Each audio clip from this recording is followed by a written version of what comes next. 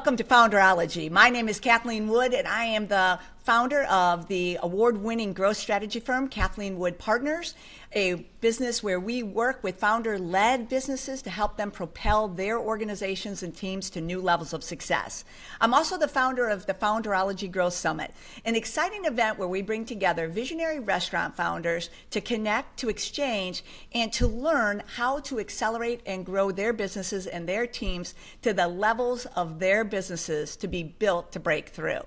If you haven't gotten to know me yet, I know over our last few episodes you're getting to know me as I chat with game changers, innovators, and amazing founders that are building concepts to break through. And today I'm really excited to have two amazing founders with us. Randy Wyner, the founder of Chronic Tacos, and Caleb Walker, his amazing franchisee, who's the founder of his own franchise organization as well. And if you have not experienced a Chronic Taco, you've got to make sure you get the opportunity. Third generation recipes, a SoCal vibe, and truly living a taco life. So Randy and Caleb, it is great to have you at Founderology today. How are you both doing? Doing good. Doing great. Thanks for the kind words. Oh, I love your tacos. I'm telling you. I drive out of the way to have them because they're just that craveable. So congratulations on all your success. Thank you. Yeah. Thank you.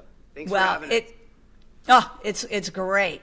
You know, I always like to, I could probably tell your origin story, but I think people like to better hear from the founder itself. So Randy, I thought maybe we could start with you just kind of telling us, your origin story about Chronic Tacos and how you got into it. And then Caleb, why you got attracted to it, become a franchisee. Sure. So it starts like this. Back in 2002 in Newport Beach, California, I was living at the beach, and there was no good taco shops with a walking distance from my house, and there was a need for it. So our co-founder, Dan Biello, and I, we grew up together, and we both lived in Newport, right next to each other, and we just said, hey, let's open a taco shop. We grew up in Orange and like Santa Ana of Southern California. There was taquerias everywhere. Kind of grew up eating authentic tacos, and we wanted to bring it to Newport Beach.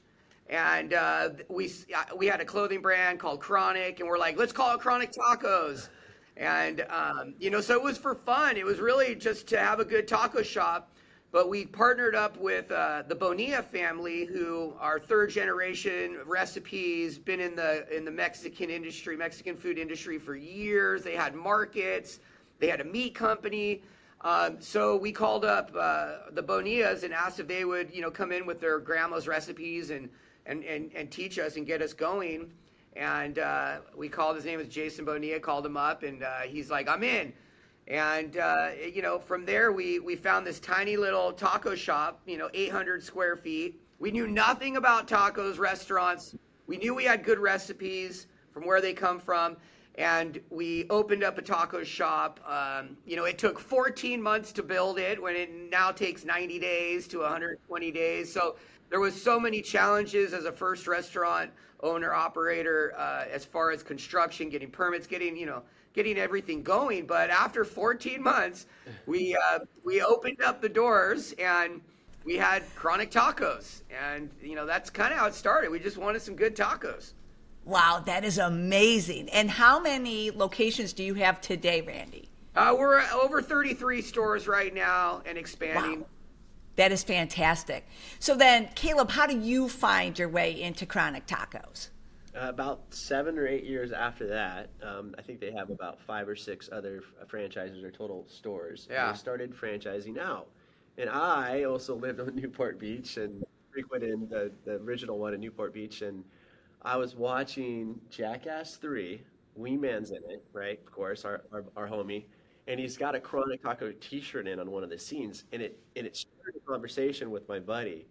And at the time, I was looking at other branches to be a franchisee because I was the general manager for the Melting Pot in Irvine, which was, and so I was kind of open to the whole franchise idea, got to know it really well, and but I didn't want to take on something that big.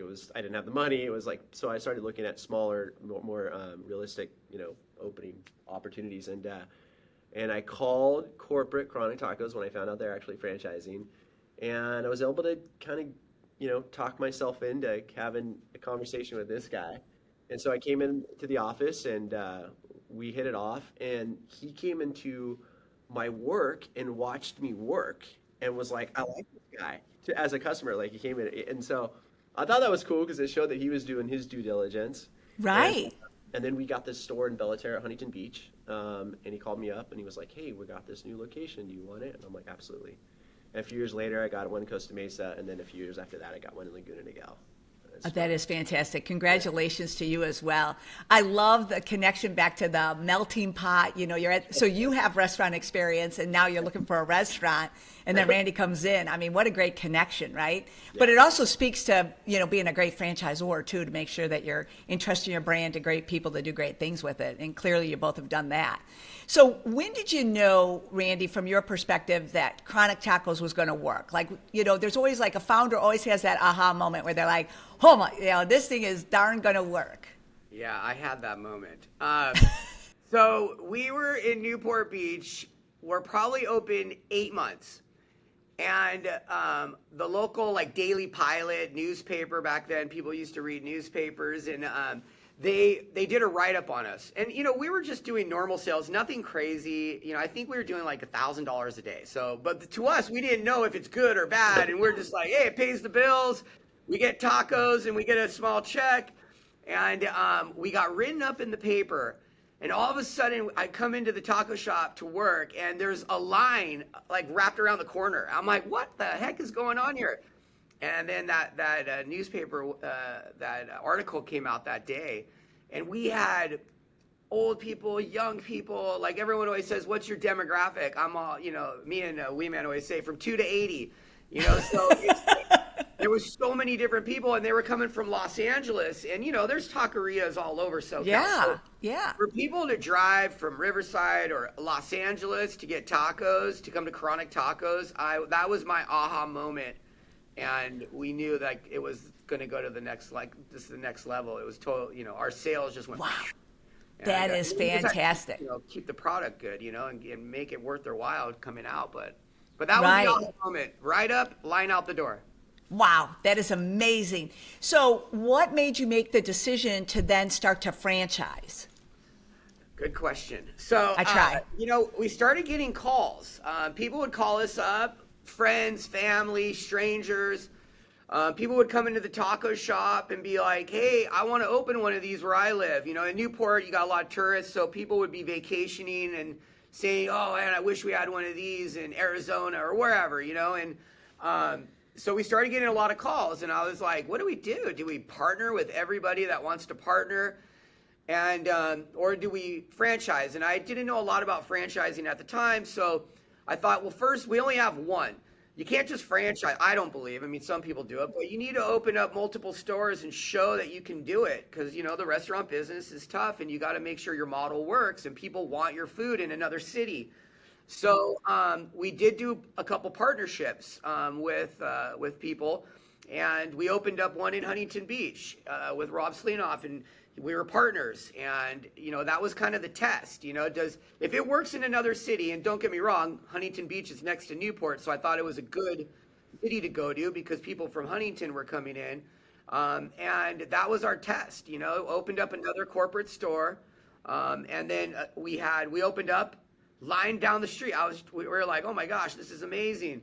And then we did that about 3 or 4 times, opened up about 4 to 5 taco shops, corporate stores, to make sure that this model works and that we have something. And then we decided, you know what, instead of doing all these partnerships, let's look into franchising.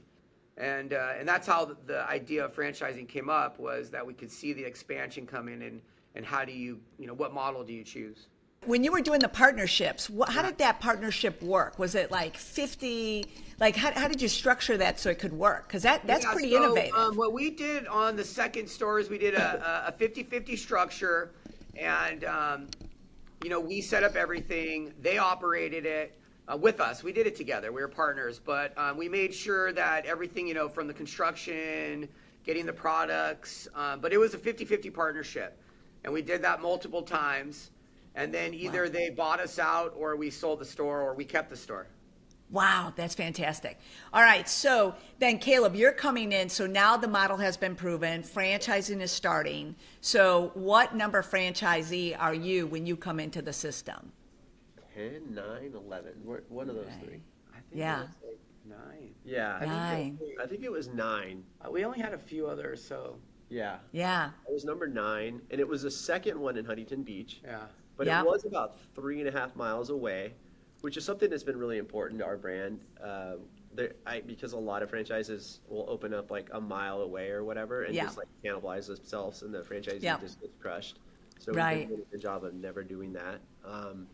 Even though it's 3.5 miles, it's like 40 lights and like Yeah. 15 minutes Yeah. away. Yeah, 15. So 20 Huntington's pretty drive. big, actually. Right. It was perfect. And it was like the mall, like the cool outdoor mall. It's called Bellaterra. And then the other one was more like the beachy kind of crowd. So it worked out great. Where I had Right. like the blue and white collar mixture work environment, and then you had like the cool casual surfer environment down at the other store.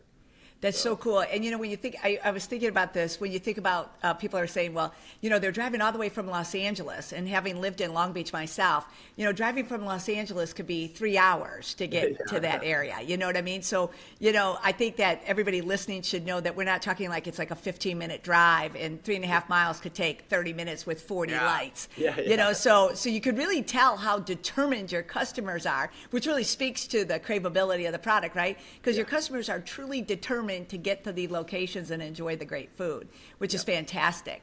I always wonder, from your perspective, Caleb, did you have your breakthrough moment when you had the first one open and you're like, wow, this is the franchise. I'm so happy I picked this franchise, and I'm going to grow this franchise. What was that like for you?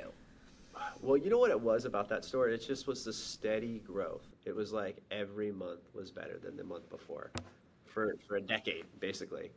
And but at the same time, I went through building challenges where they built an apartment building literally across from my parking lot. And so my parking lot where people parked was ripped up, and then they had to re-rip it up because they did the piping wrong.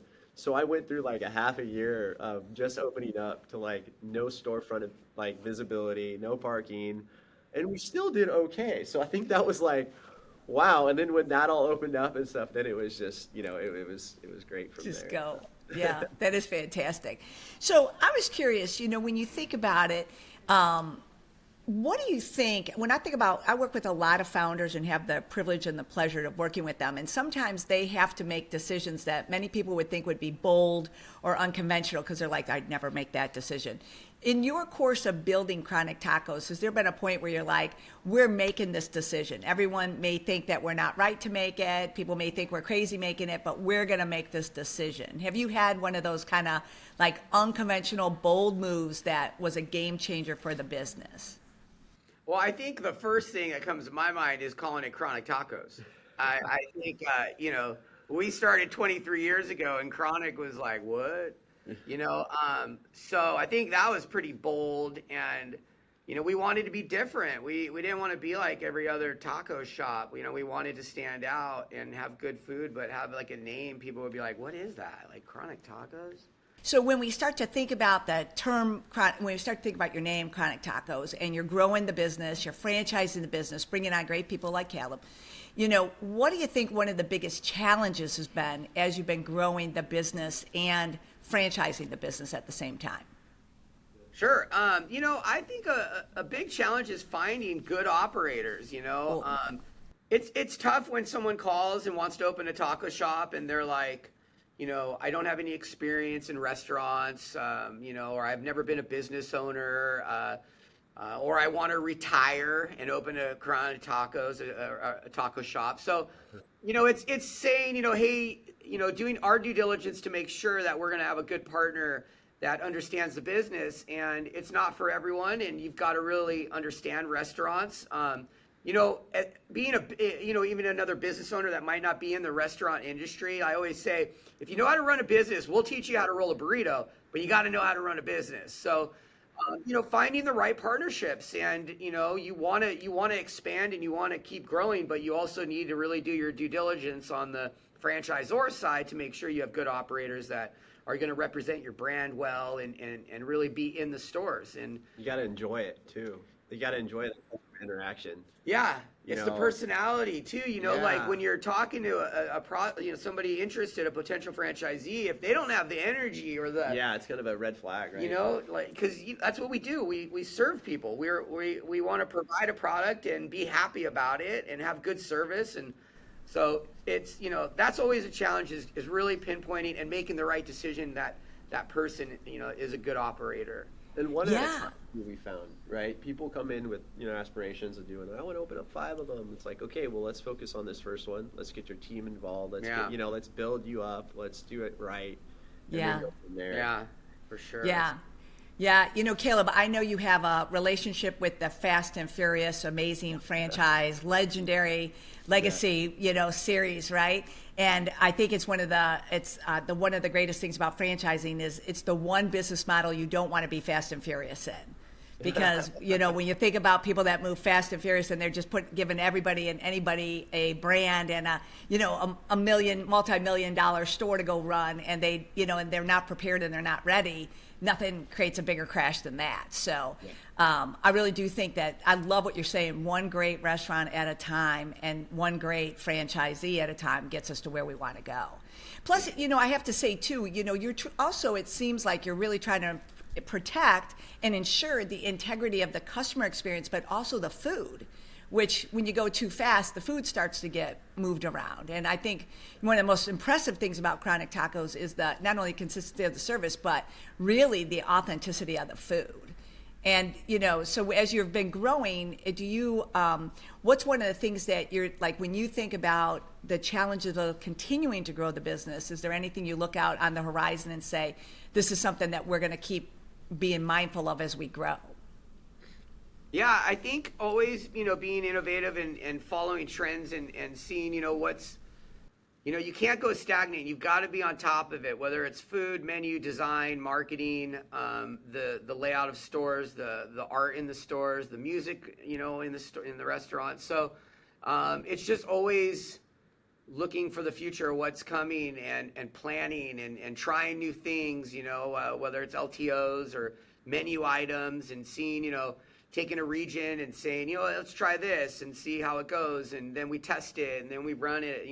There's a few things on our menu, like the chronic fries, that was from a franchisee. So, I think it's important to communicate because, they're in the stores every day and people are asking for certain things. So, when we started Chronic Tacos, my motto was always, I'll make whatever you want. Like if I've got it in the kitchen and you want it on a taco, I'll figure it out. Yeah. So, that was a real thing for us. It's just, customization, making it how you want it. And if we have to go out of our way, we'll do it. So it's that's. Yeah. I feel like we were one of the innovators. I mean, maybe not the innovator. You go all the way back to Subway and and then we rolled out about the same time Chipotle. Yeah. And ever since then, that's what people want too, right? They want it. I just want a little bit of this. They want to build their masterpiece. Yeah. And that's what our brand really does offer. And like you said, I've always trained my guys, what do you mean we don't make bacon, a breakfast quesadilla? Of course we can. Yeah. You know what I mean? Yeah, it might not be on the menu, but if they want it in a quesadilla style, we'll do it, Oh my and God, then, and they all of a sudden they come back all the time because they can get that breakfast quesadilla that they love, So it's like little things like that. I love that though, because in a society where we're constantly trying to standardize everything to be very, very uniform, I love the idea that we'll make whatever you want because we have it to be able to make it for you. I mean, what a great level of service and hospitality to give people. When you both think about being in business, what do you think is one of the most overlooked traits of a founder of a business that really ends up being a superpower for the founder? Well, I think for myself, it's being having a relationship with your franchisees, and they have my cell phone. I call to see how they're doing. I don't just call about talking. How's the family? How's the kids? How's everything going? I think it's just you have to be personal. This is a partnership that can last a long time, and on the business side, you can always contact me, and we always, if I don't have the answer, we'll find it. I'll get it for you. Yeah. But it's also making it personal and they're not a franchisee. They're family. This is a family that, we work together, and That's you know. one thing I've loved about this corporation that I work under and with. It doesn't feel corporate, you know? Like I call this guy and he answers his phone every time and it's like, what do you need? Oh, dude, this came like this. Delivery was like, he's like, I'm on it. And he really is. And having that connection and then to take that to a step lower, or the next level with me and my success as a franchisee has just been to just really stay connected to my employees and kind of finding like what they need and what makes them happy and how they will enjoy it. Because if they're not enjoying their job, if they're not growing it within my stores, then they're not going to stay. And that's, you know, in this day and age too. I mean, like employee retention is everything. Right. People. Right. But I think I found that recipe, and that's been really helpful in my success. I think. Yeah, you know, it's so great because you're both talking about relationships, you know, the relationship of the franchisor to the franchisee, but also the relationship between, you know, you and your team members, right? Like people always say, you know, there's no good people out there. I'm like, oh, no, there's a lot of good people out there. They just don't want to be treated poorly. You know, give them a great environment and they'll stay with you. You know, give them a poor environment and then there aren't any good people because it's not a great place to work either. So Caleb, when you think about being connected with your team members like that, you know, I think it's, you know, I'm sure you're able to attract great talent to run great restaurants too. Yeah, no, I mean, you know, COVID, we've gone through it all, right? And, but at the same time, I go through several months sometimes without even having to have a new hire. And part of that is just really, you know, talking with my management and making sure if somebody's not really turning the corner, you know, following up with them and being like, well, what is it? What are they lacking? What have you talked to them? Maybe you approach them in a different way, like what makes them happy? Maybe they want to move over to more of the kitchen side. Just kind of like making sure that they're, you know, not just getting frustrated with certain individuals for the wrong reasons. And you got to come down. You got to meet them at, you know, where they want to be met. You know. Right. There's no more, you know, I'm gonna, you know, sit here and, you know, point my finger. That doesn't work. People will leave, you know. Right. And it's so, yeah. I think it's just so beautiful because it just kind of speaks to the whole culture, right? It's about the relationships. And to your point, you know, Randy, you're not trying to get into a relationship that's going to be 6 months long. People are connected to you for their whole career. You know, they're taking your franchise and, you know, making it their own. I mean, and that's why I think when people do, you know, when they don't do the due diligence and then they're like, well, I can't find any quality franchisees either. And I'm like, oh, come on, man. You got to work a little bit harder, you know, because there's great people out there that want to run great businesses, as you both know. Yeah. What is one? I never thought about it like that for Randy.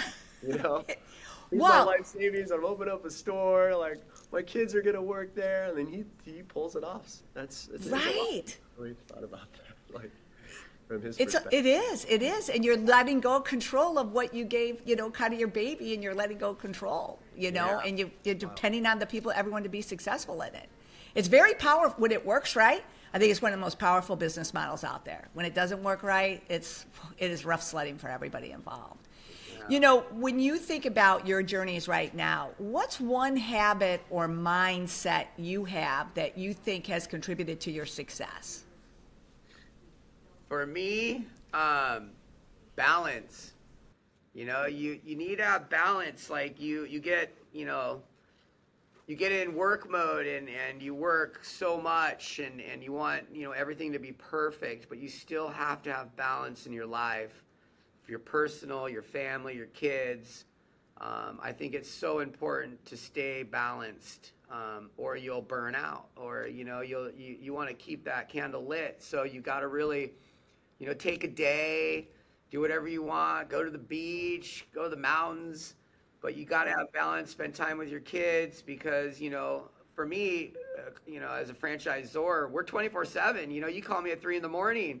and we'll figure it out. So it's so important, though, just to have some balance or you know, I love waking up every day and going to do Chronic Tacos. I love going on store tours. I love going to talk to the employees and hang out and make tacos, you know, but I think balance is important, you know, get a good night's sleep. Right. Randy, how do you find that balance, though? Because this is what people would be thinking. How do you find that balance when you're expanding the concept from California to Florida to Atlanta, to Washington. I mean, now you're spreading out. You know, the 3-hour drive to get from LA to Huntington is now very different than the 8-hour flight over to Tampa. So how are you finding that as you're growing? Having a great team, great partners. Our corporate team is amazing. We're every day working on new things and checking out stores, and I think it's just having a good a good structure, a good corporate structure behind the scenes, and partnerships. Having good franchisees, having good partners at corporate. It's putting together the right team, so you can count on our guys to go to the stores and also do support, because obviously we can't be in every store every day, but we have a good team that goes to the stores and is there to help. And I think that's the best, is just having a great team. Yeah, that's great. All right. And we all need to. We all share a huge role in this venture in Chronic Tacos. Absolutely. And Caleb, I'm not letting you off the hook on this question either. Is there a habit or a mindset that has played a role in your success too? I mean, like I was kind of talking about earlier, it's like staying connected with your employees and staying connected with your customers, and making sure you're reaching out to your community, your schools, the YMCA, fundraisers, all that kind of stuff. That's huge. Especially with our name, it's a little edgy, right? So you're coming into, really nice conservative area. Everyone's a little bit more cautious. In your Chronic Tacos, you got to make sure that, no, this is a family-owned, really cool, safe environment for everybody. Kids are going to love it. And so I feel like you got to work a little harder sometimes at the beginning, but when you do that, it pays off. Oh my gosh, so true. And then when they have the experience, it just delivers on the promise, For sure. which I think is fantastic. For both of you, at this stage of the journey, what's one game-changing strategy that you put in place that you were like, this took us to a whole nother place we weren't thinking about? I mean, for us, it's like expanding to Canada, to across the states, Hawaii. I think for me, I always said when we were young, I want Chronic Tacos to be a household name. I want people to be like the family, the grandpa, I want to go to Chronic Tacos. And I feel we've gotten there. I mean, we've served millions of people. Yeah, and it's it's so cool when people are like, oh, what do you do? I'm like, Chronic Tacos. They're like, oh my gosh, I grew up on Chronic Tacos. Those chronic carne asada burritos got me through high school. Or a lady was having a baby, and she made her husband go get a burrito from Chronic Tacos. Oh, pregnant women crave our food. I swear it's the funniest hearing that stuff makes me really happy. God, that's so great. That is so great. What about you, Caleb? Oh man, all that. It's been a wild ride, and it does feel good to be part of a brand that's cool.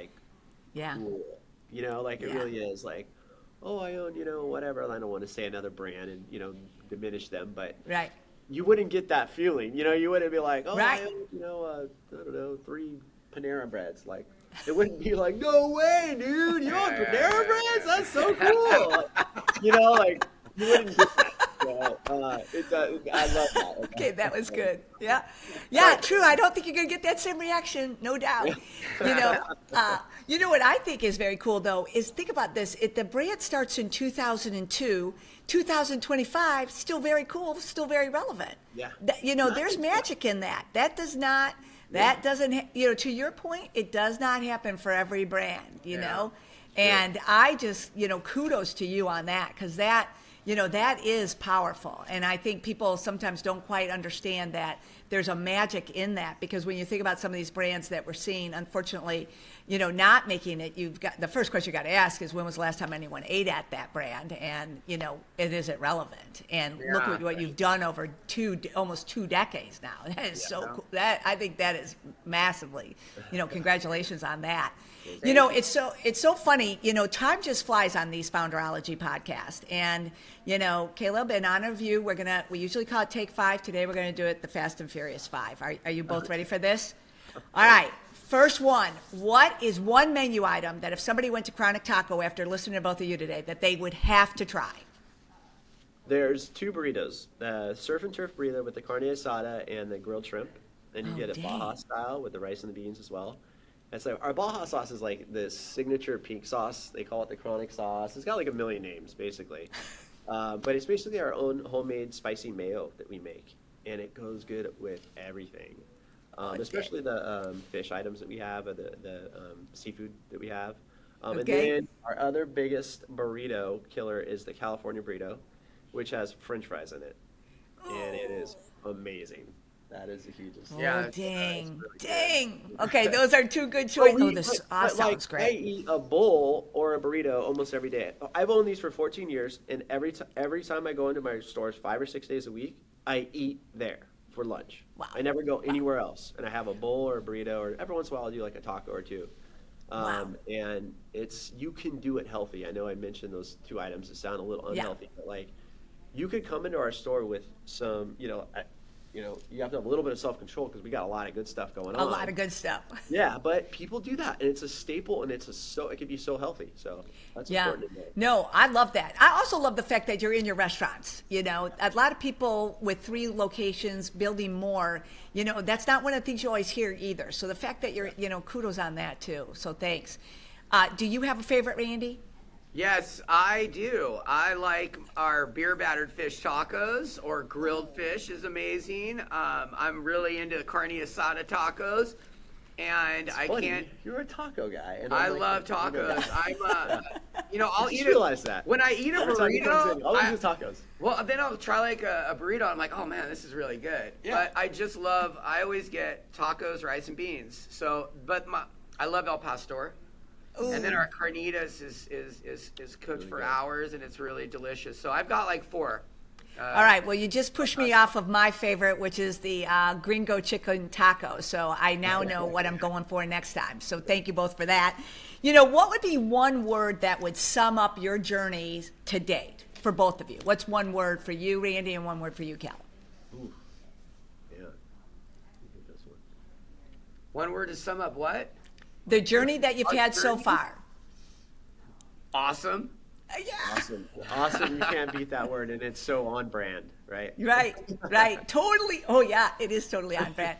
All right. What is one piece of advice you would give a founder and a franchise and a person that was looking to become a franchisee? What would be one piece of advice you would give them?